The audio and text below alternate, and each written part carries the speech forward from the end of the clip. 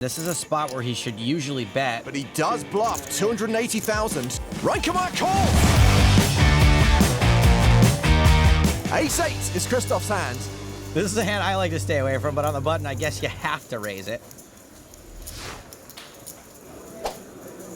He makes it 16,000. Is Kimukako going to give him action? Nope. Rens Feenstra in the big blind. Looks interested. Now, I've only seen this kid play one hand so far, and it was Ace-King. So in the words of Spock from the end of Wrath of Khan, remember. He defends. The flop is 6-5 deuce with 2 hearts. Feenstra checks. We could check or bet here. If we bet, it's basically just to protect our hand from getting outdrawn because no better hands are folding. 20,000. I prefer to keep my pot smaller. Feenstra quickly calls. Don't love that we just got called, and from the BB, Feenstra could have all or none of that board. King of clubs on the turn. Feenstra checks a second time. Here I'm leaning toward a check back, but we can bet too and try to get something like a 6 or less to fold, but I'm honestly just not sure how often that happens. DeMulder barrels for 42,000. We're making this pot big without much of a hand. What the heck could he be stationing us with? Well, he's called again. 168,000 in the middle. DeMulder the effective stack with 209k behind. The queen of clubs on the river. Feenstra checks for a third time. Given how we've played this pot so far, I think our only choice is to try to bluff this river and bluff it hard. I'm all in. DeMulder shoves. He overbets the pot. I would have preferred to keep this pot smaller the entire way. We definitely do not want to call. Feenstra gets a count.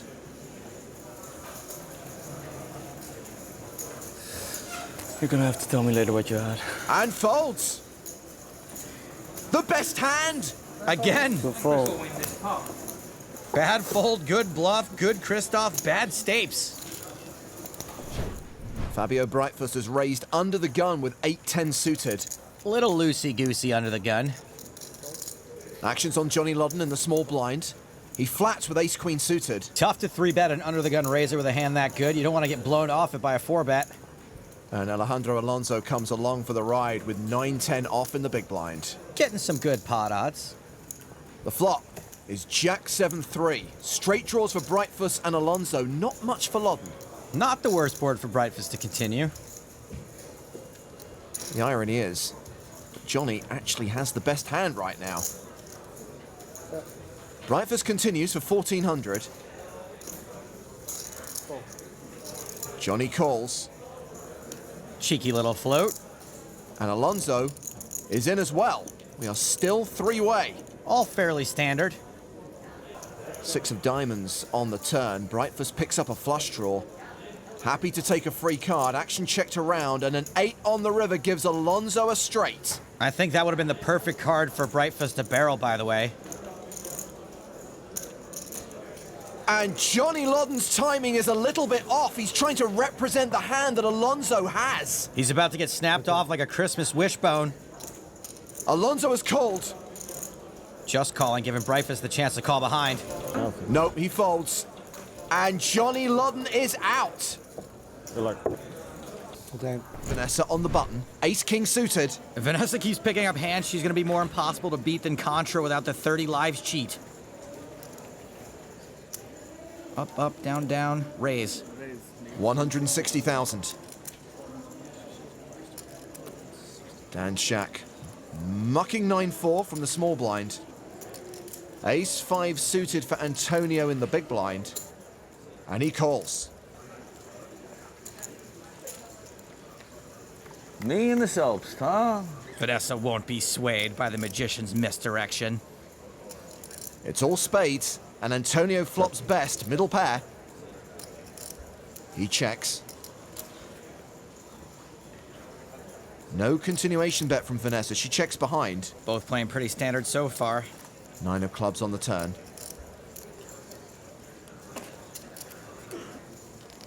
Antonio now a 93% favorite. He can either check call here or bet to try to get value out of ace highs and protect his hand. He elects to lead for 180,000. Man, it would have been awesome if when he did that a pigeon flew out of his sleeve.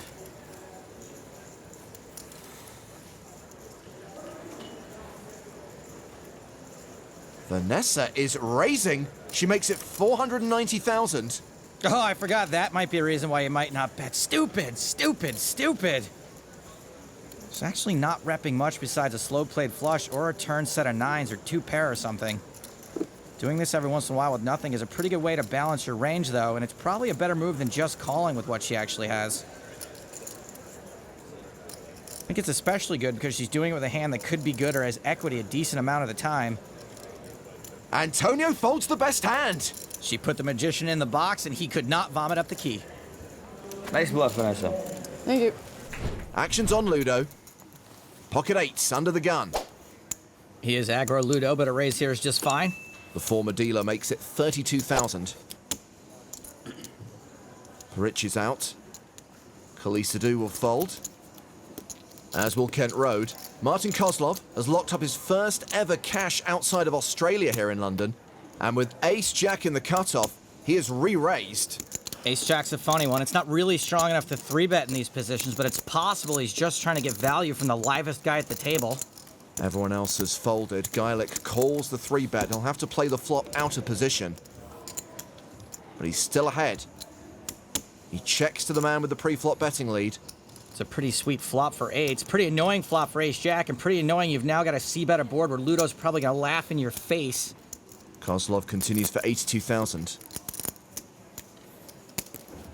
Like that terrible thin-crust European pizza, he ain't folding. Geilich calls. The turn card is the 6 of hearts, pairing the board. Geilich checks a second time. Now, the continuation bet I understood,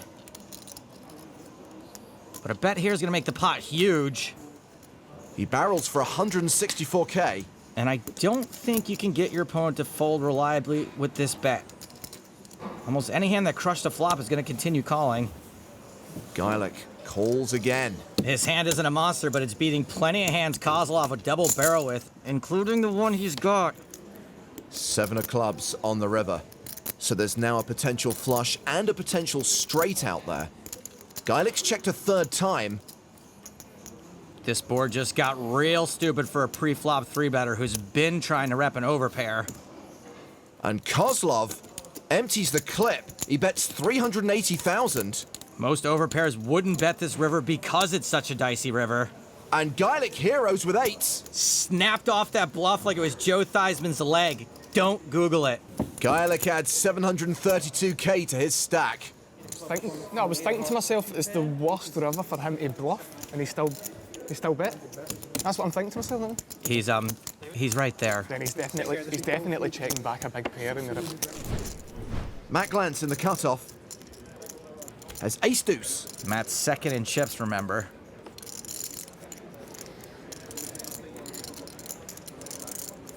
He's raising, a min raise to 80,000. Paul Newey in the small blind. We'll probably fold that. Matt, how much did you start with? Two maybe? Vanessa Selbst with pocket jacks in the big blind. I think a just call here would be super quiche. She does just call. It's deceptive and it keeps you from any weird spots where you get it all in pre-flop with the next biggest stack at the table. The flop is 9-8-5, jack still ahead. When you have jacks and you see all numbers come out, how happy are you? Vanessa checks to the pre-flop aggressor. Matt Glantz continues for 105,000. Probably feels like he has to continue since he whiffs so hard, but he shuts down once he gets called. Vanessa calls. 435,000 in the middle. The board pairs on the turn. It's the 5 of clubs. Oh, and Vanessa's gonna lead, and I love it. You can still get value out of top pair, and you can protect against a hand with equity getting a free card against you. Vanessa bets 195,000. Probably a good time for Matt to just give this up.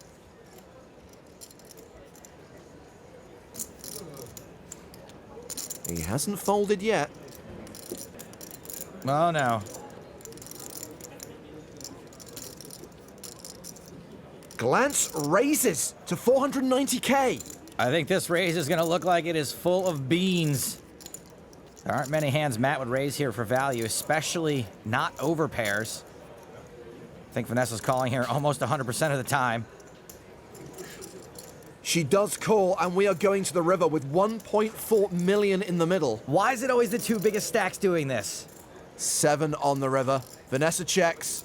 Not a very good river for Vanessa. I think Matt's supposed to bomb it here, but I still think there's a pretty good chance he gets called. He's thinking about it. Just how much beans does he want to be full of? He checks behind. Vanessa shows jacks for the win. And Matt might be regretting getting a little fancy with so many short stacks at the table. Whoops. Don't really like to fold though. We know. Tobias Reinkemeier has ace-10 suited. Well, we know where this is going. It's a raise to 160,000. Fogelsang passes. Timothy Adams is out. Johannes Strassmann's been pretty quiet at the final table. Call. And now he's playing 10-6. Mr. Defender's gonna defend. It's actually a fine defend to a min raise, short-handed to an aggressive player, believe it or not, as long as you got a solid post-flop game. Well, the EPT veteran flops pretty well. A flush draw and a backdoor straight draw. From dominated to coin flip, the story of this flop. Strassmann checks. Reinkemeier set to continue. He bets 180,000. It's got to be so tempting to try to win this with a C-bet. Call. But I think there's something to be said about checking behind, too. When you bet there and you don't win it right away, it's really hard to get to cheap showdown with the best hand unless you improve. The turn card is the deuce of spades. Strassmann checks a second time. Now, does Tobias want to make this pot any bigger with a hand that might be good at showdown? No. He checks behind. The river, the 7 of hearts. Strassmann's got no showdown value, so after Tobias checks the turn, this is a spot where he should usually bet. Easier said than done with just 10 high, but he does bluff 280,000. But it's a little small. Even though this would be a gutsy call with ace high, I think it's going to happen often enough.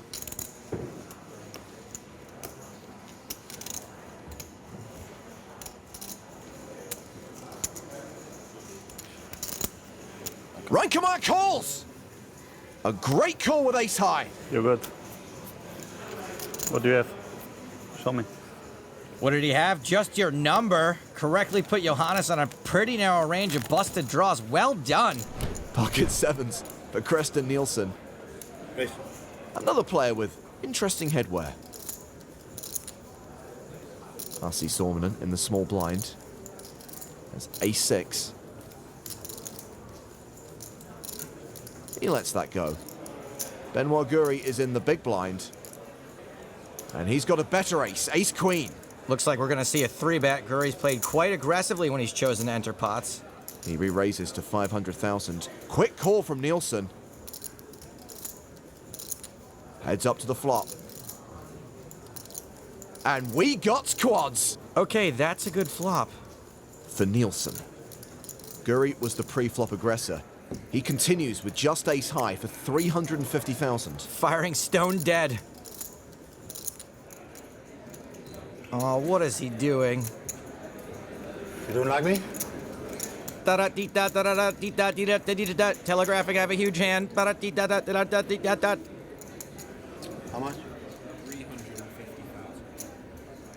Cool. At least he waited for the answer before putting the chips in. Guri's got to be seeing this, right? Deuce of hearts on the turn. Obviously changes nothing. Guri slows down, he now checks. Wisely. It will be amazing if he just snap folds to a bet here. Nielsen does bet. How much, please? Well, he isn't insta-folding. Is he going to pay this off? Signs point to yes. 2.5 million in the middle with one card to come. Irrelevant 10 of hearts. Really shouldn't be too much trouble Guri can get into here. He's just got ace-queen high. checks a second time. And Nielsen is going to go for value. 755,000.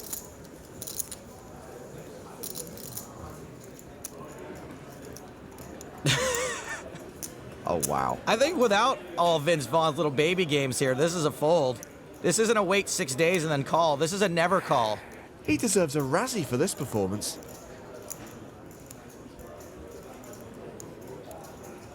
Oh my, Guri calls! Show him the quads! 4-1, mand, og det ligger der krise.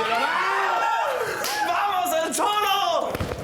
Det er sygt rigtig manet, den der, mand. Var der ligger lavet, eller hvad?